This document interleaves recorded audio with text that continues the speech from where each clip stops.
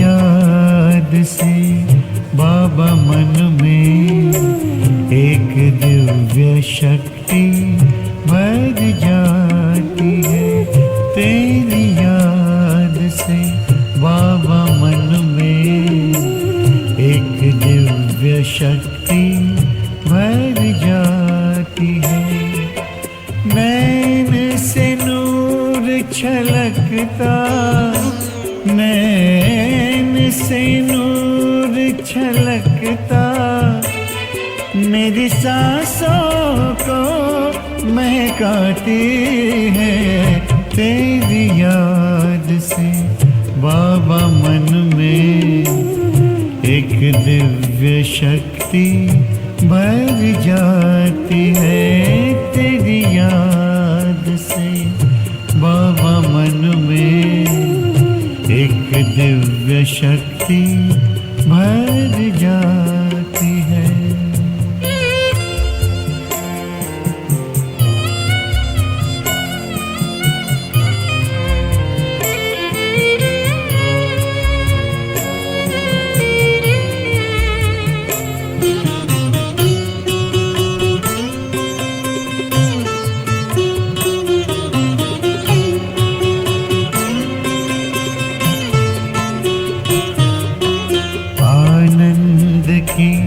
लहरें दिल में सागर सा लहराए, मिलन का मीठा अनुभव गहरा होता जाए। खुशियों की खुराक भर के, खुशियों की खुराक भर के हर गम को मिटाती है। तेरी याद से बाबा मन में एक दिव्य शक्ति भर जाती है।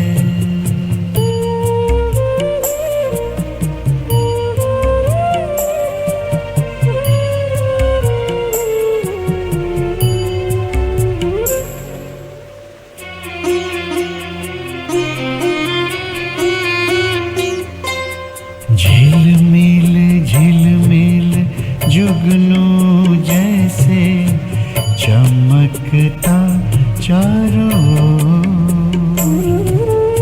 अनहद नाद गूंजे कानों में, ना कोई जग का शोर। वतन की वो मुलाकातें, वतन की वो मुलाकातें हर पल याद आती है। तेरी याद से बाबा मन में एक दिव्य शक्ति भर जाती है।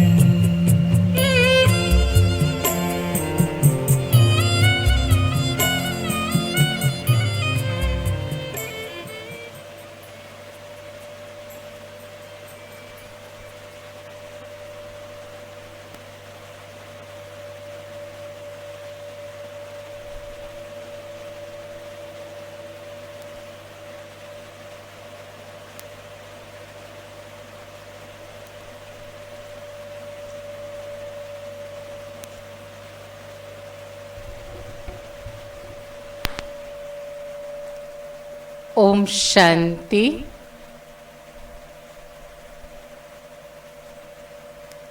आप सभी को पुनः एक बार स्वागत है।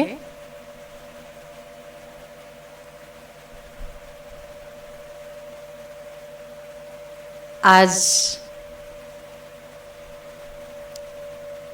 बहुत ही सुंदर गीत हम सुन रहे थे। तेरी याद से एक दिव्य शक्ति आती है।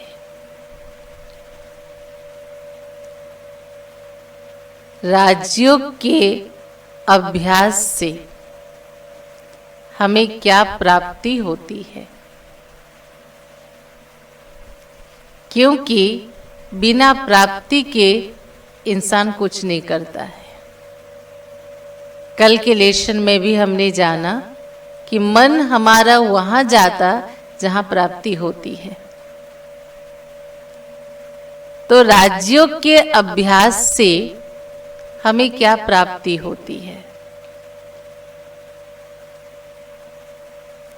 जब यहाँ राजयोग एक आंतरिक प्रक्रिया है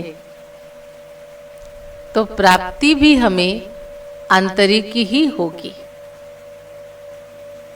परंतु वो प्राप्ति हमारे जीवन में दिखाई देगा, हमारे जीवन में दिखाई देगा। तो प्राप्ति है क्या?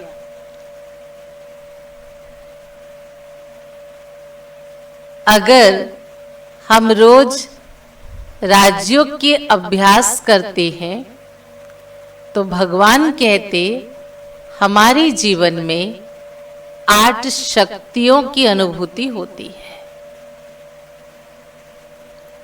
राजयोग के द्वारा 8 शक्तियों की प्राप्ति। चित्र देखे सभी। राजयोग के द्वारा 8 शक्तियों की प्राप्ति। सहन शक्ति, समाने की शक्ति, परखने की शक्ति, निर्णय करने की शक्ति, सामना करने की शक्ति, सहयोग की शक्ति, विस्तार को संकीर्ण करने की शक्ति, समेटने की शक्ति। Power to tolerate, power to adjust, power to discriminate, power to जज, power to face, power to cooperate, power to withdraw, power to pick up. ये 8 शक्ति हमारे जीवन में जब आती है तो हम जीवन में आने वाले हर परिस्थिति का डट के मुकाबला कर सकते हैं।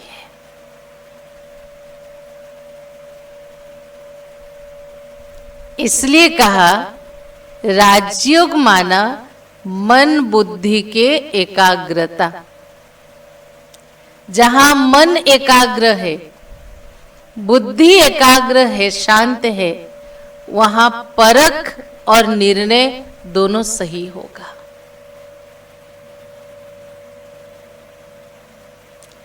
इन stable mind you can take right decision. शांत मन से आप सही निर्णय ले सकते हो। तो राजयोग के अभ्यास से जो पहला शक्ति हमारे अंदर आती है वो है सहन करने की शक्ति। सहनशाह कहा जाता है राजा को। सहनशाह, शाह माना राजा, मालिक, ऑथोरिटी।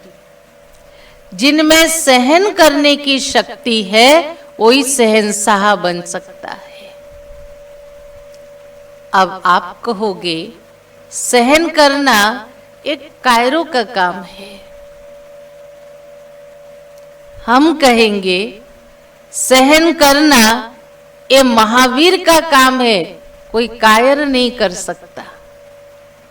कैसे? 2 चीजें हैं, एक है सहन करना, एक है सप्रेश करना। हम कई बार बातों बातों में कहते कितना सहोगे, 1 बार सहा, 2 बार सहा, 3 बार सहा, 5 बार सहा, 10 बार में ना सहन नहीं हुआ। फिर हमने तो मुंह खोला और बोल दिया। ये तो ऐसे हुआ जैसे प्रेशर कुकर के अंदर प्रेशर भरता जा रहा है, एक मूवमेंट आता, सीटी बजना शुरू हो जाता। ये सहन शक्ति नहीं है, एक गुब्बारे के अंदर गैस भरते जा रही हो। सहन शक्ति में एक सुकून होती है, इसलिए उसे कहते सहनशीलता। शीलता माना जहां एक पवित्र भाव की आपको अनुभूति हो, मजबूरी या दुख की नहीं। तभी कहा सहन शक्ति सभी गुणों के मां है। और आपके घर में आप सभी ने देखा, मां के सहन करने के पीछे कोई स्वार्थ नहीं होता। और निस्वार्थ भाव से, प्रेम भाव से अपने बच्चों के लिए, परिवार के लिए वो सहन करती है। इसलिए कहा सहन शक्ति सभी गुणों की मां है। तो चित्र में दिखाया सहन शक्ति में कि हम क्या करते हैं। कोई भी फल की सीजन में, एग्जाम्पल दिखा, आम के फल लगे हैं। आप सभी अपने बचपन दिन को याद करो, सभी ने पत्थर उठाया, आम के पेड़ में मारा फल तोड़ने के लिए। जब हम एक पत्थर फेंकते हैं आम के पेड़ को, आम का पेड़ हमें रिटर्न में एक फल देता है। अगर वो चाहे वही पत्थर वो हमारे सिर पर गिरा सकता है, लेकिन कुदरत ने ऐसा बनाया है कि वो रिटर्न में हमें एक फल देता है। लेकिन हमें कोई एक पत्थर मारे तो हम क्या करेंगे? रिटर्न में 2 पत्थर उसको मारेंगे। लेकिन जब हम रोज राजयोग के अभ्यास करते हैं तो हमारे अंदर ये भावना आती है, ये पवित्र भावना आती है कि सामने वाला तो गलत किया, अगर मैं भी गलत करूं तो उसमें और मेरे में क्या अंतर रहा। महात्मा गांधी ने कहा, अगर कोई आपको एक थप्पड़ मारे एक गाल में, आप अपने दूसरे गाल दिखा दो। पर यहां स्वयं भगवान कहते, अगर कोई व्यक्ति एक थप्पड़ मारा जितना उसने पाप किया, दूसरे गाल दिखा के तुमने उसके पाप को दुगना किया। तो गाल नहीं दिखाना है, रिटर्न थप्पड़ भी नहीं मारना है, तो क्या करना है? तो फिर क्या करना है? तो कहते हैं जो महापुरुष होते, जो महात्माएं होते, धर्मात्माएं होते, वो बिना कुछ बोले उनके उपस्थिति ही लोगों को परिवर्तन करती है, लोगों को परिवर्तन करती है। उसने थप्पड़ मारा, मैंने थप्पड़ मारा, क्या हुआ? कुछ नहीं। लेकिन उस समय के हमारे प्रेजेंस ऑफ माइंड, हमारे व्यवहार, हमारे बोल इतने पावरफुल हो कि जो थप्पड़ मारा है वो रियलाइज कर सके कि मैंने गलत किया है। ये शक्ति अंदरूनी राजयोग हमारे में भरता है। दूसरा, पावर टू एडजस्ट, समाने की शक्ति। हम योग अभ्यास कर रहे हैं, हम बहुत अच्छा हैं, हमारे विचार बहुत अच्छा हैं, तो क्या हम समाज में किसी से नहीं मिले? किसी के साथ मिलजुल कर नहीं रहे, मिलजुल के काम नहीं करे? जो अच्छे हैं अगर सब वन साइडेड हो जाए और जितने बुरे हैं एक साइडेड हो जाए, तो फिर वो परिवर्तन कैसे होंगे? इसलिए भगवान ने कहा कि आपको सबसे मिलना है, सबसे बातचीत करनी है, सबकी बातों को आपको सुननी है। बाकी समंदर जैसे करता, बारिश के दिन नदियां कितने मैले, कितने कचड़े अपने साथ लेके बहाते हुए समंदर में आके मिल जाते हैं। समंदर कभी नहीं कहता बहुत गंदे हो, बहुत गंदगी आप में है, आपको मैं अपने अंदर नहीं समा सकता। वो अपने अंदर समा लेता है और अपने लहरों से कचड़ों को लेके बाहर, गंदगी को लेके बाहर किनारे फेंक देता है। ऐसे हमें मिलना सभी के साथ है, रहना सभी के साथ है, कर्म सभी के साथ करना है, लेकिन जो अच्छा है उसे हमें रिसीव करना है, जो अच्छा नहीं है हमें उसे साइड कर देना है बुद्धि से। ये शक्ति योग के अभ्यास से आती है। तीसरा है परखने की शक्ति। परखने की शक्ति आज तो बहुत बहुत कम है लोगों में, और परखने की शक्ति बिना मन बुद्धि के एकाग्रता और शुद्धिकरण से नहीं आ सकता। जितना शांत मन और दिमाग होगा उतनी आप में परखने की शक्ति होगी। आज हम कुछ ज्वेलरी लेके सोनार के पास जाते हैं, सोनार उसे परख के फिर रखता है और रिटर्न हमें जो देना है वो देता है। पर आज हम इतने प्रभावित हो गए हैं कि कोई कुछ भी कहे हम उसे तुरंत अपने में धारण कर लेते हैं और उसके आधार पर रिएक्ट होना हम शुरू कर देते हैं, जिस कारण हमारे निर्णय शक्ति बिल्कुल काम नहीं करता। लेकिन जैसे ही परखने की शक्ति बढ़ती है, साथ में निर्णय शक्ति बढ़ती है। निर्णय शक्ति में क्या दिखा है? तराजू। इधर हम रखते हैं पत्थर, इधर हम ओजन करते हैं। दोनों बैलेंस जब होगा तो कांटा एकदम सीधा होगा। मन बुद्धि की एकाग्रता योग के द्वारा बढ़ती है, और एकाग्रता बढ़ने से हम सही डिसीजन ले पाते हैं, समझ पाते हैं, हमारे अंदर अंडरस्टैंडिंग पावर की डेवलप होती है। इसलिए हम जो करते हैं इसके बाद हम सही करते हैं। उसके बाद आती है पावर टू फेस, सामना करने की शक्ति। सामना करने की शक्ति कितना मुश्किल है, किस बात की? इसमें खास करके जब कोई अपना, जिसके साथ मेरा गहरा संबंध है, खून का संबंध है, अगर वो मुझे छोड़ के चला जाए, वो भी कम उम्र में।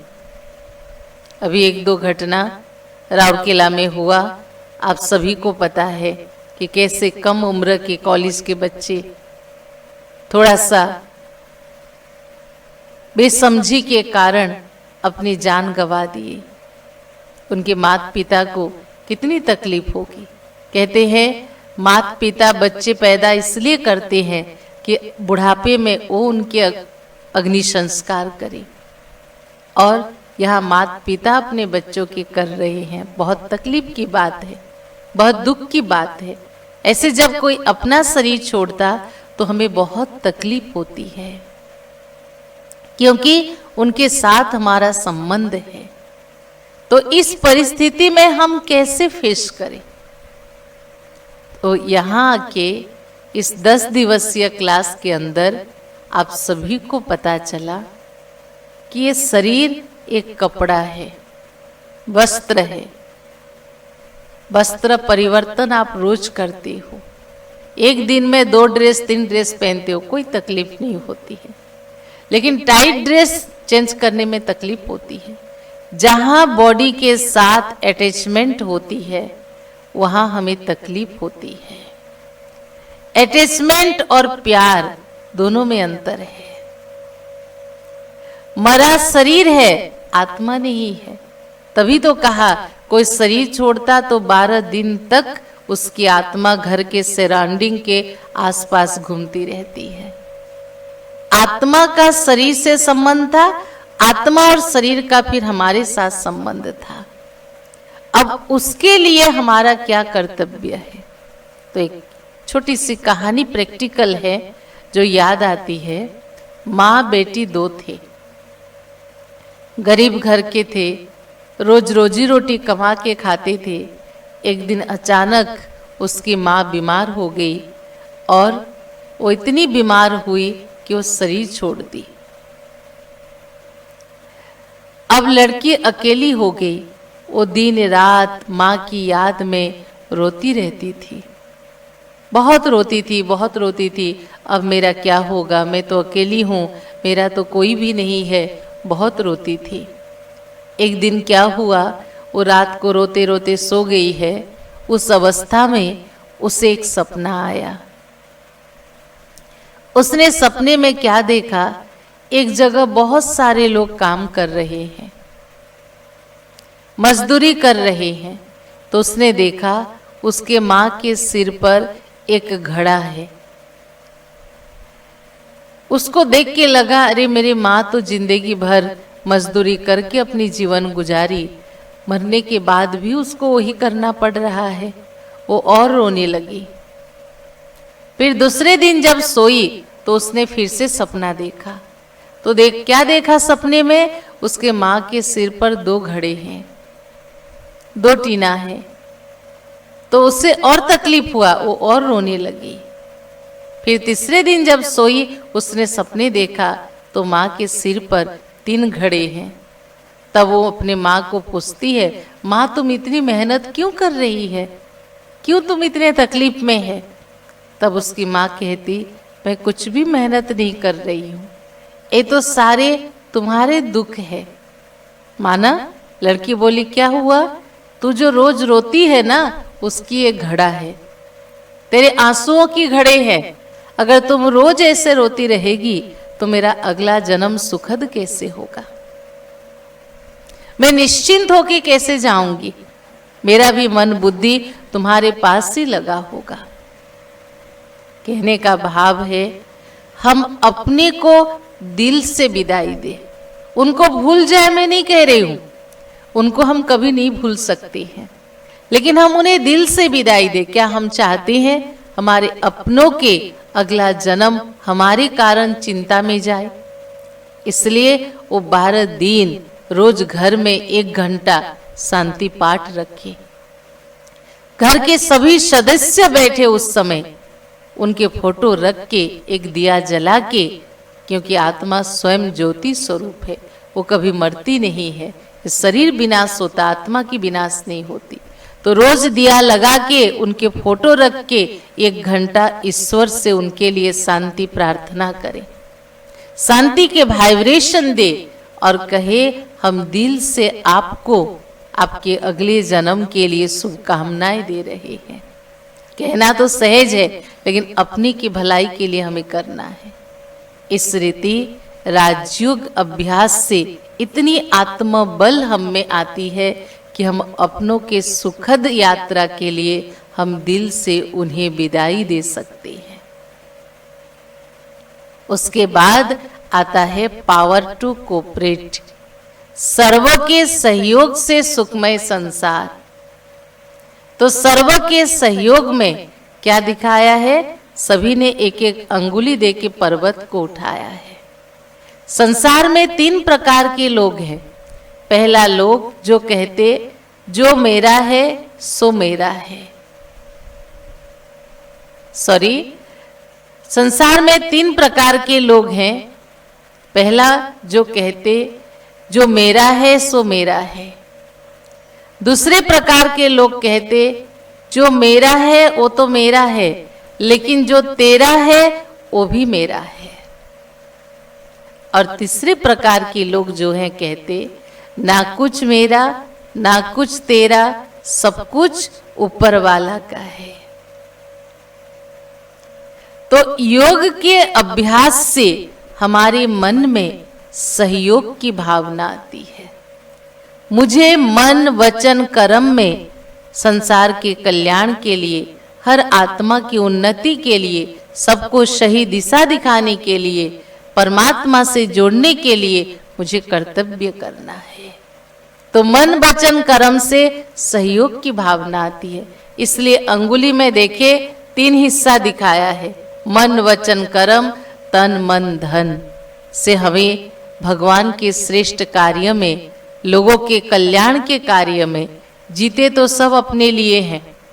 अगर हम भी ऐसे जन्म लिया, नौकरी किया, बाल बच्चे किया, अपने परिवार को संभाला, उनके लिए जमीन जायदाद खरीदा, बैंक बैलेंस रखा, गाड़ी मोटर खरीदा और मर गए, तो एक जानवर और हमारे में अंतर क्या है?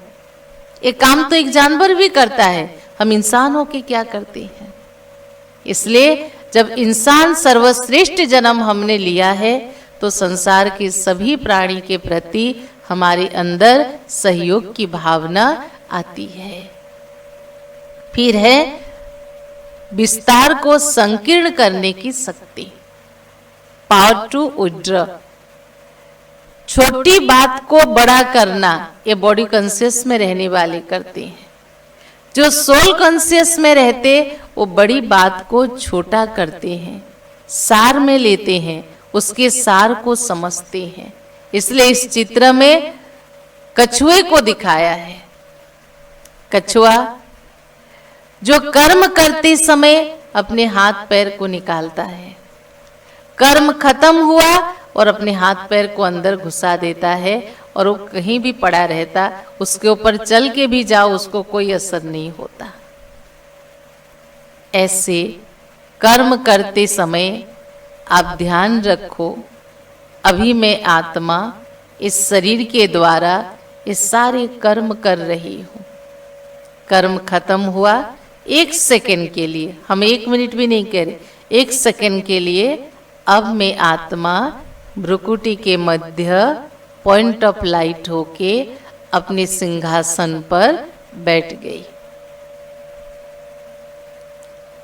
मालिक होके कर्म व्यवहार में आओ, फिर मालिक बन के अपने भ्रुकुटी सिंहासन में बैठ जाओ।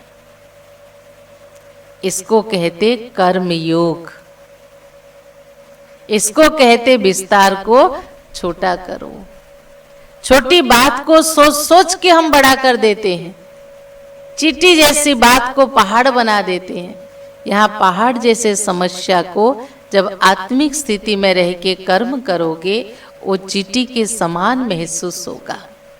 और लास्ट शक्ति है पावर टू पिकअप, समेटने की शक्ति। समेटने की शक्ति में बॉक्स और बेडिंग दिखाया है।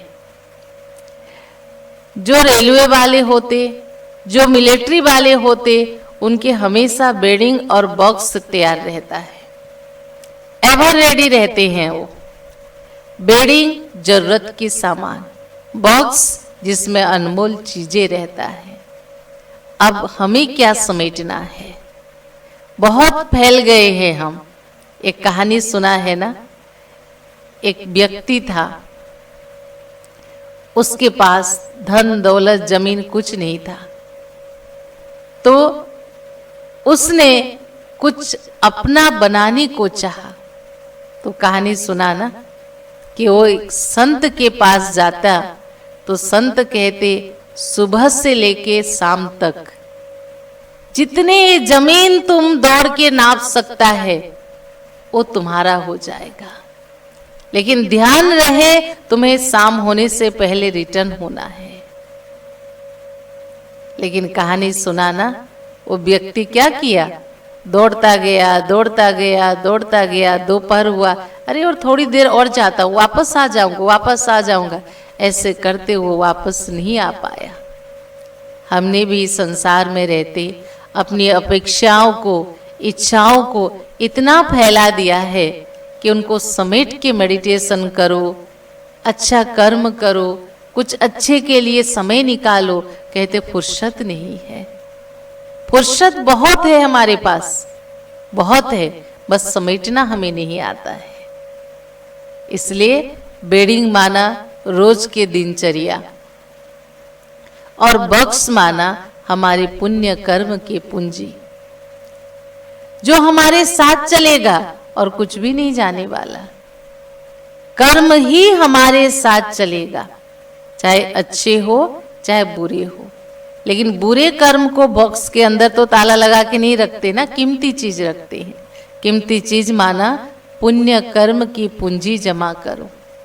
अब हम सोचते हैं पुण्य कर्म जमा कैसे होगा?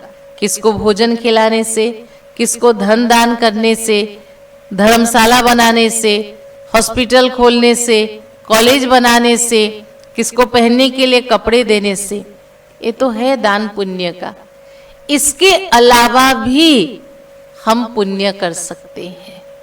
जिसके आपके 1 रुपया खर्च नहीं होगा, जिसको भगवान ने कहा मेरे याद में रहकर किया हुआ हर कर्म तुम्हारा पुण्य कर्म है।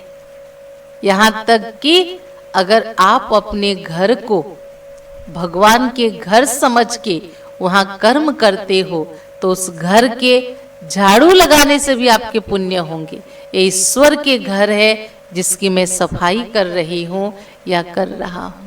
तभी तो एक सेठ थे, हमने अपने आंखों से देखा है, एक सरदार थे, रोज जाके मंदिरों की सीढ़ी धोते थे। क्यों? बाल्टी, झाड़ू, मग लेके जाते थे, क्योंकि सेवा भाव। ऐसे आप अपने घर को मंदिर समझो, आप अपने घर को ईश्वर के घर समझ के सेवा करो, उसी से आपके पुण्य होगा। मैं ईश्वर के बच्चों के लिए, ईश्वर के लिए भोजन बना रही हूँ, वो भोजन प्रसाद हो जाएगा, उसको ग्रहण करने वालों के मन की शुद्धिकरण हो जाएगी, आपका सेवा हुआ। आप घर से निकलते हो ऑफिस के लिए, आपको किसको पहचानना है नहीं पहचानना कोई मतलब नहीं। आपके दिन भर सुबह से लेके रात तक जो भी आपकी आंखों के सामने आए उनको आप एक गुड विशेष देते जाओ, मुख से नहीं मन से। आपने देखा एक बाइक वाला क्रॉस करके आ रहा है, भगवान इनका भला करो, जो इनकी इच्छा है पूरा करो। आप अपने ऑफिस में पहुंचते हो, आपके ऑफिस के हर एक स्टाफ को एक प्योर सोल के रूप में देखो। भले वो आपके नीचे के एम्प्लॉय हैं, भले आपके वो बॉस हैं, भले आपका संबंध उनके साथ अच्छा हो या ना हो, लेकिन फिर भी उनकी ओरिजिनलिटी प्यूरिटी है। ये सारे पवित्र आत्माएं हैं, इनके साथ मिलके हम कर्म कर रहे हैं। तभी कहा जैसा सोचोगे वैसा बन जाओगे। आप अपने कर्म के द्वारा किसको खुशी देते हो, किसके चेहरे में, वो भी सेवा है, पुण्य है। आप अपने वाणी के द्वारा किसको अच्छे रास्ता दिखाते हो, वो भी पुण्य है। तो सबसे पहले आप सभी को बहुत बहुत शुक्रिया कि आप सबके चलते 10 दिन हमें इस राजयोग शिविर का आप सबके साथ शेयर करने के लिए वाणी के द्वारा सेवा का चांस मिला। आपके कारण हमारे भी कुछ पुण्य जमा हो रहे हैं। इसलिए ऐसे छोटी छोटी चीजों को ध्यान रखते हुए अगर हम कर्म करते हैं तो रोज की जिंदगी में बिना पैसे खर्च किए हुए हमारे पुण्य जमा हो सकते हैं। और ये भावना, ये शुद्धिकरण हमारे राजयोग के अभ्यास से हमारे मन में उत्पन्न होते हैं। अगर विधिवत कोई राजयोग का अभ्यास करता है तो ये 8 शक्ति उसके जीवन में दिखाई देने लगते हैं। और जो ये अष्ट शक्ति संपन्न बनता, अपने जीवन में आने वाली हर दुर्गुण बुराई परिस्थिति को वो पार कर सकता है। अब हम जानेंगे कि राजयोग का आधार क्या है। आधार क्या है? राजयोग का आधार, सभी के मन में प्रश्न आता। राजयोग का आधार 4 पिलर्स ऑफ राजयोगा। एक कुर्सी में बैठे हैं, इसके भी 4 पहिए हैं। अगर एक टूट जाए तो कुर्सी इनबैलेंस हो जाती है। ठंडा बुखार है, डॉक्टर के पास जाते हैं तो डॉक्टर कुछ दवाई देने के साथ साथ परहेज बताता है। अगर उसे फॉलो करते तो दवाई काम में आती है, नहीं तो कहेंगे डॉक्टर अच्छा नहीं है और परहेज हम करते नहीं हैं। आज रास्ते में चल रहे हैं, अगर हम अपने ही साइड पे चल रहे हैं जो ट्रैफिक के रूल रेगुलेशन के साथ है तो हम सेफ हैं। अगर कुछ हो गया और हम ट्रैफिक रूल के विपरीत दिशा में जा रहे हैं तो उसके लिए पनिशमेंट हम ही होते हैं। हम यहाँ आपको नियम करने के लिए नहीं बता रहे, नियम जानने के लिए बता रहे हैं कि नियम को जानने से, इस नियम को मानने से आपके ही फायदे हैं। और वो नियम क्या है? पहला है ब्रह्मचर्य, पवित्रता। और उसमें भी पहली पवित्रता है मन की पवित्रता। मन पवित्र नहीं, प्योर पॉजिटिव नहीं तो राजयोग नहीं कर सकते। इसलिए राजयोग अभ्यास से पहले आप एक दिन बैठो भगवान के सामने। इस जीवन में जो जो गलत आपने किया है, जो जो भूल किया है, वो आप सबको पता है। वो सब एक एक ईश्वर के सामने शेयर करो। अपने गलतियों के लिए, अपने भूल के लिए उन्हें क्षमा मांगो। यह है मन बुद्धि की पहली शुद्धिकरण, हल्कापन। तभी जाके मन ईश्वर में लगेगा, नहीं तो मन में तो वही बातें खाता रहेगा ना।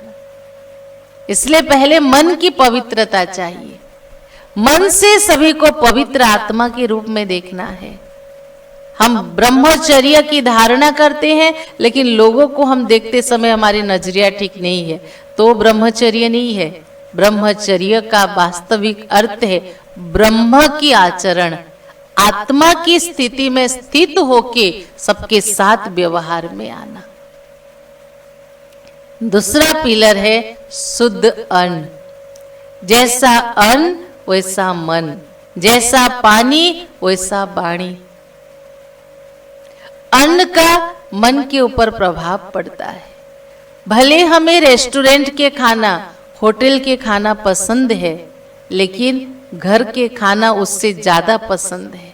आप 1 महीना होटल में जाके खाओ, फिर कहोगे मुझे तो अपने घर की ही खाना पसंद है, क्योंकि घर में माँ या घरवाली वो प्यार से बना के देती है। होटल में कमर्शियल होता है। और एक उदाहरण, जिस दिन घर में कोई पूजा पाठ होता है, उस दिन खाना को हम भोग कहते हैं, प्रसाद कहते हैं, और रोज की खाना को हम खाना कहते हैं। हो सके तो उसे अगर पसंद ना लगे तो फेंक देते हैं, लेकिन भोग या प्रसाद को कभी कोई नहीं फेंकता है। इसलिए अगर हम रोज कुछ भी, चाहे फल हो, चाहे थोड़ी मिश्री हो, कुछ भी अगर हम भगवान को भोग लगा के पहले वो भोग घर के हर सदस्य को देके हम परमात्मा के स्मृति में रह के अगर भोजन स्वीकार करते हैं, वो भोजन में हमें ताकत मिलती है। ईश्वर अर्पण करके हम जब खाते हैं तो उससे, वो भोजन से हमको शक्ति मिलती है, आत्मा में बल आती है। इसलिए कहा शुद्ध अन्न। फिर है दैवी गुण। ज्ञान सुनने की चीज नहीं है, ज्ञान धारण करने की चीज है, क्योंकि हमारा लक्ष्य है मनुष्य से देवता बनना, अपने को संस्कारित करना। इसलिए ये जो अष्ट शक्ति सुना, आत्मा की 7 गुण सुना, सुख, शांति, आनंद, प्रेम, ज्ञान, शक्ति, पवित्रता, सहन शक्ति, समाने की शक्ति, परखने की शक्ति, सहयोग की शक्ति, सामना करने की शक्ति, जब इन गुणों को हम धारण करते हैं तो हमारे जीवन में डिवाइनिटी आने लगती है। यह है दैवी गुण, प्रैक्टिकल सब्जेक्ट हमारा। मैं शांत स्वरूप आत्मा हूं तो मुझे शांति में रह के हर एक के साथ व्यवहार करना है। मैं प्रेम स्वरूप आत्मा हूं तो मुझे किसी से गुस्सा नहीं करना है, घृणा नहीं करनी है। मैं ज्ञान स्वरूप आत्मा हूं तो हर बात की गहराई को समझ के फिर रिएक्शन करना है। फिर लास्ट में आता सत्संग। जैसा संग वैसा रंग। अच्छे बच्चे बुरे संगत में पढ़ के बुरे हो जाते हैं, बुरे बच्चे अच्छे संगत में पढ़ के अच्छे हो जाते हैं। होली में भी हम कई रंग लगाते हैं, पर वो रंग तो 1-2 दिन में साबुन लगा के घिस के साफ हो जाती है। कौन सा रंग अगर एक बार लग गया वो उतरना मुश्किल है, उसे कहते प्रभु के रंग। इसलिए कहा सत्य संग, सत्य के संग। सत्य ईश्वर है, ईश्वर ही सत्य है, सत्य ही शिव है, शिव ही सुंदर है। सुंदर माना एवर प्योर। जब ईश्वर का रंग हमारे में लग जाता, वो रंग कोई मिटा नहीं सकता, और वो रंग से हमारे चेहरे इतने सुंदर हो जाते कि बिना मेकअप के भी हम सबके सामने चमकने लगेंगे। अब ईश्वर के रंग कैसे लगे? अभी इतने दिन के कोर्स में आप सभी ने जाना कि मैं एक आत्मा हूं, एक लाइट हूं, एक सूक्ष्म ज्योति बिंदु आत्मा हूं। शरीर बड़ा है, शरीर को हम 3 टाइम 4 टाइम विधिवत हम उसे खाना खिलाते, फल खिलाते, जूस देते, पानी पिलाते, दवाई करते, उसकी केयर लेते हैं। अब आत्मा ड्राइवर को क्या खिलाए? अब तो परिचय मिल गया, मैं आत्मा हूं, आत्मा की जन्म हो गया इस शरीर में, हमने अपने आप को पहचाना। अब आत्मा को क्या खिलाएं? वो तो दाल रोटी सब्जी नहीं खाएगी, जूस नहीं पिएगी, फिर क्या खिलाएं? आत्मा को चाहिए शुद्ध भोजन, श्रेष्ठ विचारों का भोजन, जिससे आत्मा एम्पावर्ड होती है। आप कहोगे कि हम तो रोज देते हैं। कैसे देते हो? आंख खुलते ही थोड़ी देर के बाद तो हम न्यूज़पेपर पकड़ते हैं, टीवी चैनल देखते हैं, जिसमें पहला ही न्यूज़ रहता है मर्डर का, रेप का, कहाँ कुछ दंगा फसाद का, कुछ नेगेटिविटी का।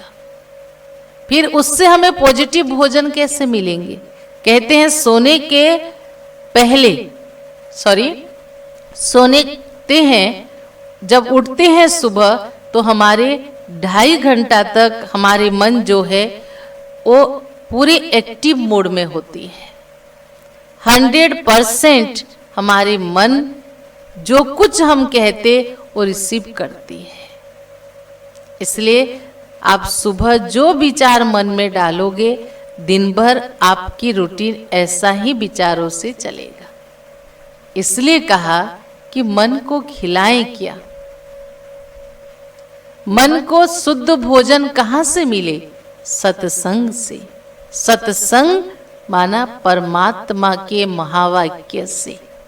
वो महावाक्य क्या है?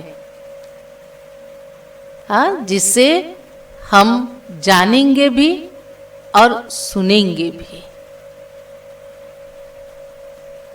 अगर आप 10 दिन के कोर्स के पश्चात रोज थोड़ा समय निकाल के अगर वो महावाक्य को सुनते हो, मेडिटेशन के अभ्यास करते हो विधिवत 1 महीना,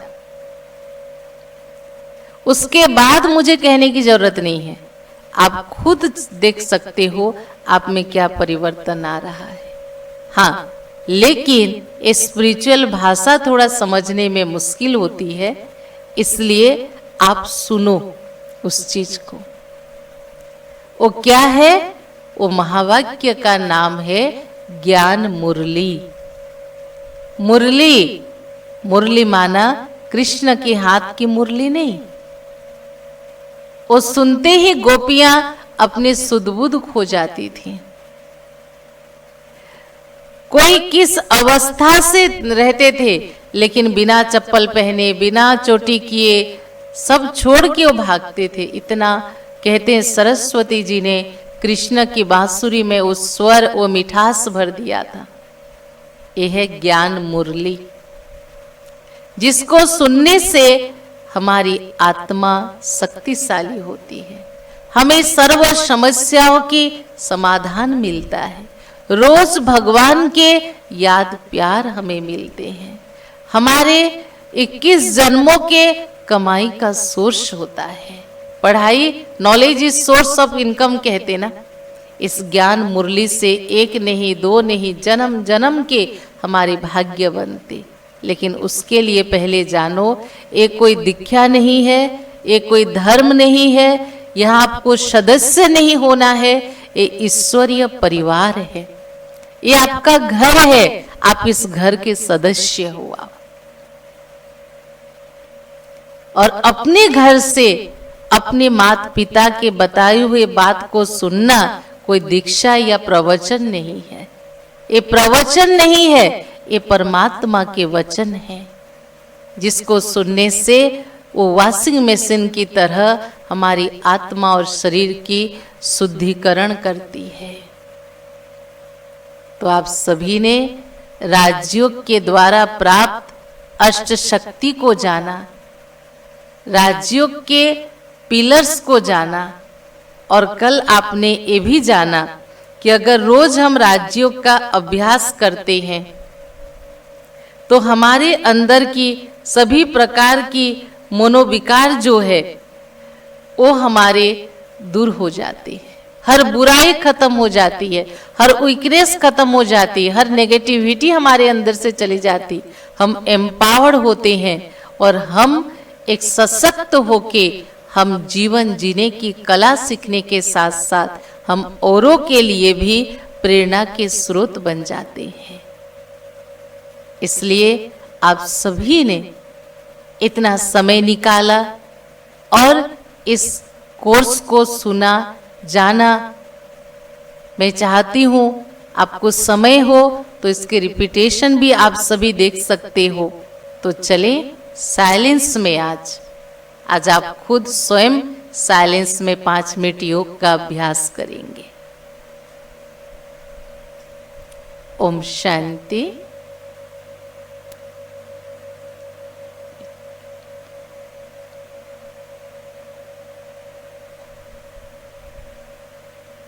रोज की तरह अलर्ट होके बैठ जाएं।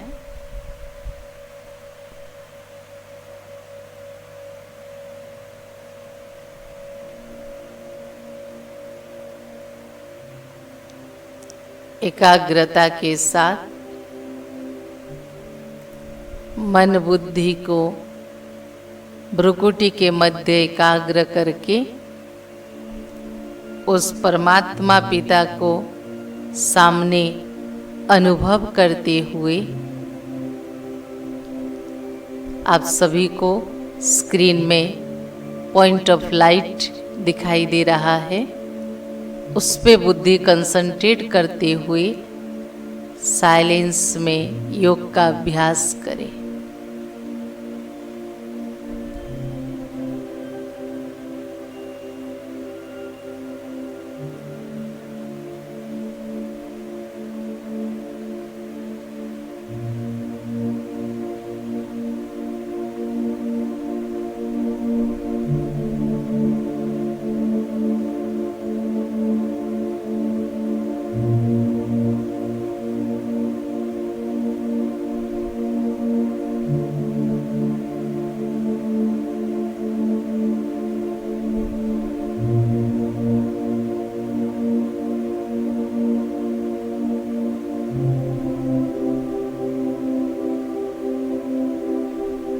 सर्वशक्तिवान से सर्वशक्तियों की किरणें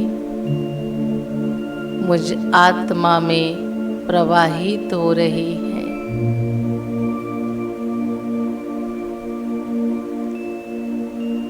निरंतर स्मृति में रहे उस परम ज्योति से सर्वशक्ति की किरणें निकलकर मेरे मस्तिष्क के ऊपर पड़ रही है और मैं आत्मा उससे रिचार्ज हो रही हूँ।